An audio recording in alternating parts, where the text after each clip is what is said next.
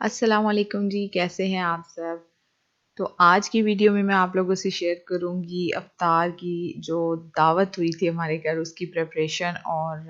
کچھ چیزیں جو ہیں میں اصل میں ذرا باہر گئی ہوئی تھی، تو کچھ چیزیں جو ہیں وہ آلریڈی پہلے تیار کر لی تھی ارم نے، اور یہاں پہ یہ سموسے کی پٹیاں ریڈی ہو رہی ہیں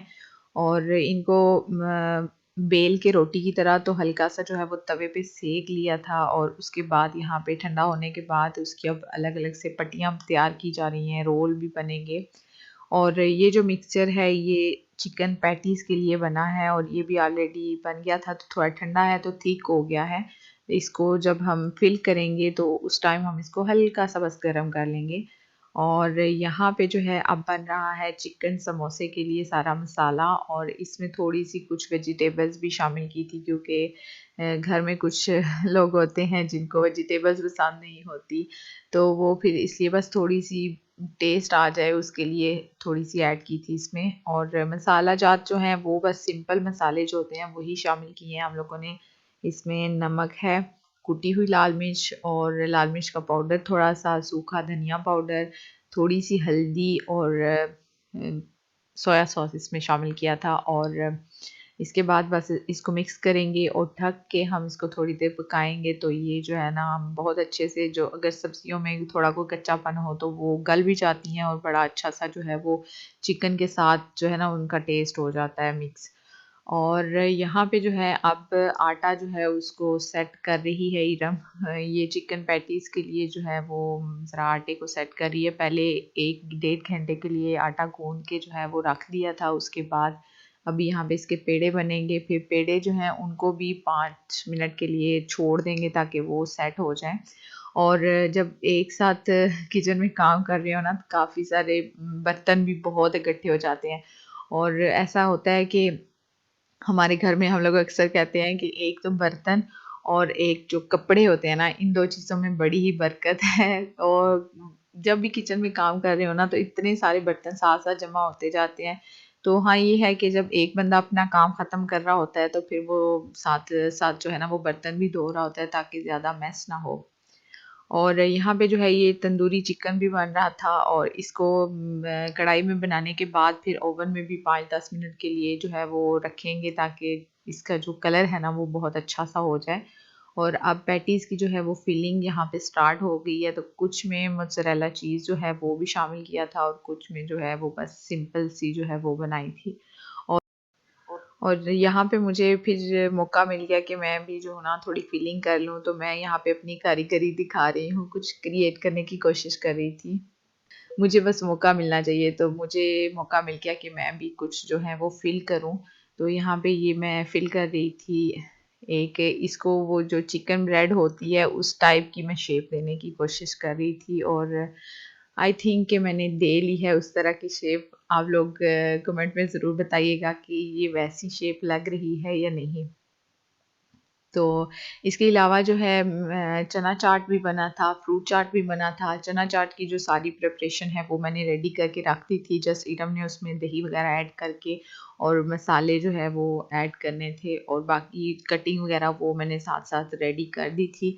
اور یہاں پہ اب پیٹیز پہ جو ہے یہ انڈے کو اچھی طرح سے پھینٹ کے تو اس کو بس ہلکا ہلکا سا برش کر رہی ہے پیٹیز پہ۔ اس کے بعد جو ہے اس پہ تھوڑے سے تل جو ہیں وہ سپرنکل کر کے تو اس کو جو ہے وہ اوون میں رکھ دیں گے،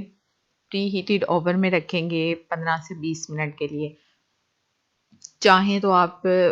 تل اگر آپ کے پاس نہ ہوں تو چاہیں تو آپ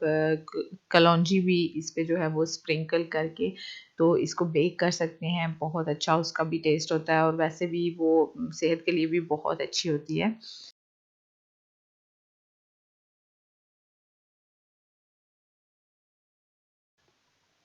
اچھا، یہ جو پیٹیز یہاں پہ بن رہی ہے نا یہ ڈیلی ہماری افطار میں نہیں ہوتی، لیکن ہفتے میں ایک دفعہ یہ ہم لوگ بناتے ہیں، اور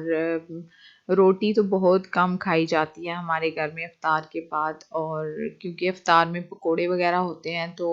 زیادہ تر وہ کھا لیے جائیں تو کم ہوتا ہے۔ میں اکثر اوقات اگر دل کرے تو ایک روٹی کھا لیتی ہوں، یا پھر چاول جو ہیں وہ ان کو ابال کے تو ساتھ میں یا تو کوئی دال یا پھر اگر چنے ہوں تو وہ اس پہ ڈال کے کھا دیتی ہوں۔ اور یہاں پہ فروٹ چاٹ بن رہا ہے، جو بھی اویلیبل فروٹ ہو اس سے فروٹ چاٹ بنا لیتے ہیں ہم لوگ، اور یہ ڈیلی بنتا ہے فروٹ چاٹ ہمارے گھر میں، فرسٹ رمضان سے ابھی تک جو ہے یہ ڈیلی بن رہا ہے۔ اس کے بعد یہاں پہ جو ہے ابھی میں کھجور میں سے گھٹلی نکال کے اس میں بادام فل کر رہی ہوں۔ تو بادام، یہ جو کھجوریں ہوتی ہیں، کچھ کھجوریں بہت زیادہ میٹھی ہوتی ہیں، تو اگر اس میں ایک بادام ایڈ کر لینا تو وہ اس میٹھے کو جو ہے نا وہ ذرا لیول برابر کر دیتا ہے بادام۔ اور جو ملک شیک وغیرہ بنتے ہیں ہمارے گھر میں افطار میں، اس میں ڈیلی یہ جو بنتا ہے نا، فرسٹ جو میں بنا رہی ہوں، اس میں خشخاش ہوتی ہے، بادام ہوتے ہیں، اور جو ہے وہ دودھ اور تھوڑا سا پانی اور کافی ساری اس میں برف ڈال کے، تو یہ میں ڈیلی بیس پہ بناتی ہوں۔ یہ اگر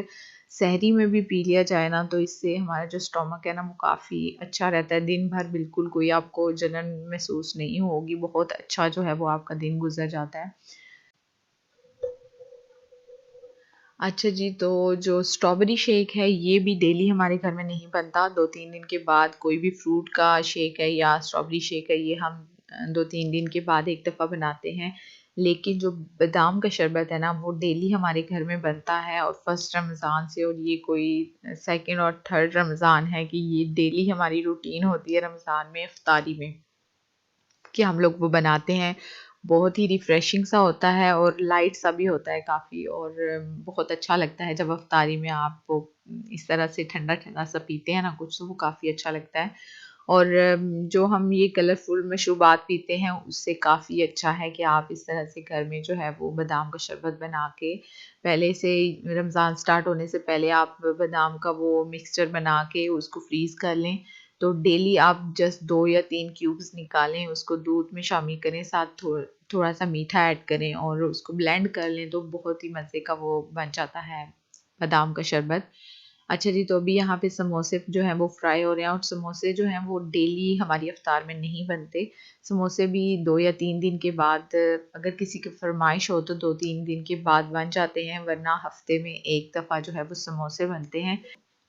اور جہاں تک بات ہے پکوڑوں کی، تو پکوڑے تو مسٹ ہیں افطاری میں، یہ ڈیلی بیسس پہ بنتے ہیں، فرسٹ رمضان سے بنے ہیں، جسٹ ایک دن مس ہوا تھا کہ پکوڑے نہیں بنے تھے، حالانکہ اکثر اوقات جب بریانی وغیرہ کچھ اس طرح کا بنا ہو تو میں کہتی ہوں کہ نہیں بناتے پکوڑے، تو پھر کوئی نہ کوئی ایک بندہ بولے گا کیوں جی پکوڑے کیوں نہیں بناتے۔ مجھے سمجھ نہیں آتی کہ پکوڑوں کا لگتا ہے کہ کوئی خاص کنیکشن ہے افطاری کے ساتھ، تو یہ ہے کہ پکوڑے مسٹ بنتے ہیں، اور باقی کچھ جو ہے نا وہ ہو نہ ہو پکوڑے لازمی ہونے چاہیے۔ تو یہ ویسے ہمارے ذہن میں ہے کہ ایسا کچھ بیٹھا ہوا ہے کہ پکوڑے افطار میں لازمی ہونے چاہیے، ورنہ افطاری سے کوئی خاص ان کا کنیکشن نہیں ہوتا۔ تو میں کوشش کرتی ہوں کہ نہ کھاؤں، لیکن پھر بھی 1 یا 2 پکوڑے کھا ہی لیتی ہوں ڈیلی۔ تو خیر ابھی ہماری جو ہے وہ ساری پریپریشن جو ہے وہ ریڈی ہو گئی تھی، اس کے بعد ٹائم بہت کم تھا تو میں اس سے زیادہ شوٹ نہیں کر پائی۔ تو ابھی یہ جو میں پیکیج آپ لوگوں سے شیئر کر رہی ہوں، یہ میں نے آن لائن کچھ چیزیں آرڈر کی ہوئی تھیں، تو ویسے انہوں نے لکھا ہوا تھا کہ 50 یا 75 دن کے اندر ریسیو ہوں گی، لیکن یہ مجھے 20 سے 21 دن کے اندر یہ مجھے چیزیں ریسیو ہو گئی ہیں، تو یہ بھی کافی اچھی بات ہے کہ جلدی جو ہے وہ مجھے ریسیو ہوگی۔ یہ میں نے علی ایکسپریس سے کچھ چیزیں جو ہیں یہ آرڈر کی تھی، اور یہ جو بھی آپ کو دکھا رہی ہوں یہ سلیکون کے بنے ہوئے کورز ہیں، اور یہ ڈیفرنٹ سائز میں ہمیں ملتے ہیں، جیسے ہم فریج میں کچھ رکھتے ہیں تو ہم ان چیزوں کو کور کر کے اس سے رکھ سکتے ہیں، اور ان کورز کو ہم واش کر کے دوبارہ بھی یوز کر سکتے ہیں۔ اس کے علاوہ جو ہے وہ کچھ اور چھوٹی چھوٹی چیزیں جو ہیں وہ میں نے آرڈر کی تھی، اور یہ کوئی اتنی ایکسپینسو چیزیں نہیں ہیں، جسٹ یہ آپ کو کچھ 1 یورو، 1.5 یورو، 2 یورو، مطلب اس طرح کے ریٹ میں جو ہے۔ اور یہ جو میں نے یوٹینسلس میں نے یہ کیے تھے آرڈر، یہ اگر میں گھر میں کچھ سیٹنگ وغیرہ کرتی ہوں، چینجنگ وغیرہ، تو وہ میں انشاءاللہ ویڈیو آپ لوگوں سے ضرور شیئر کروں گی، اور وہ رمضان کے بعد ہی اب جو کچھ بھی ہوگا۔ اور کچھ آرٹیفیشل اس طرح سے کچھ بیلیں وغیرہ تھیں، کچھ فلاورز تھے، وہ میں نے آرڈر کیے تھے، کچھ تو یہ ہے آدھی چیزیں مجھے ریسیو ہوئی ہیں، آدھی جو ہیں وہ مے بی عید کے بعد ہی ریسیو ہوں، تو وہ بھی میں آپ سے ضرور شیئر کروں گی۔ اور یہ مجھے بہت اچھے لگ رہے تھے، یہ کوشن کورز ہیں ڈیفرنٹ کلر میں، تو یہ میں نے آرڈر کیے تھے. پہلے میں نے صرف ایک دو چیزیں آرڈر کی ہیں کیونکہ میں چیک کرنا چاہ رہی تھی. میں نے فرسٹ ٹائم یہ علی ایکسپریس سے کچھ چیزیں آرڈر کی ہیں تو یہ میں چیک کرنا چاہ رہی تھی، لیکن کافی اچھا ان کا مٹیریل بھی تھا اور کلر بھی سیم جیسے پکچرز میں تھا ویسے ہی یہاں پہ ہمیں ریسیو ہوا ہے.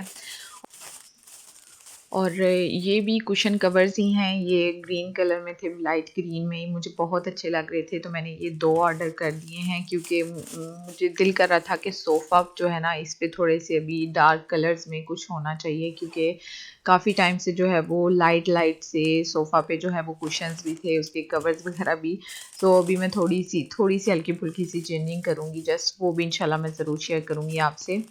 اور اس کے علاوہ جو ہے یہ میں نے آرڈر کیا تھا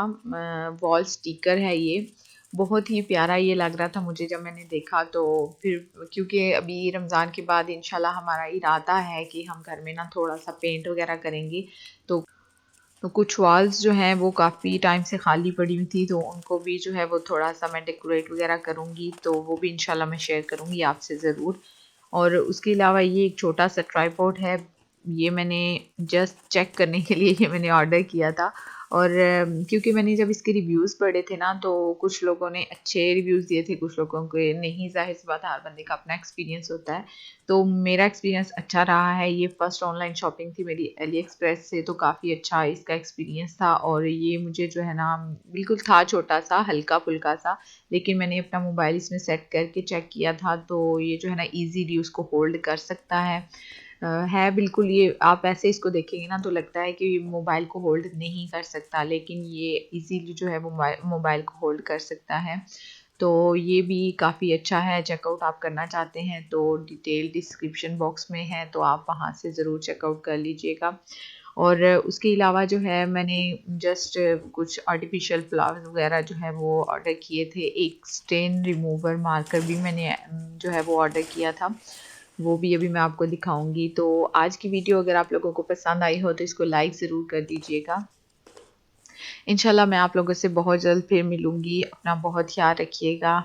اور مجھے بھی اپنی دعا میں یاد رکھیے گا. خوش رہیں، آباد رہیں. اللہ حافظ.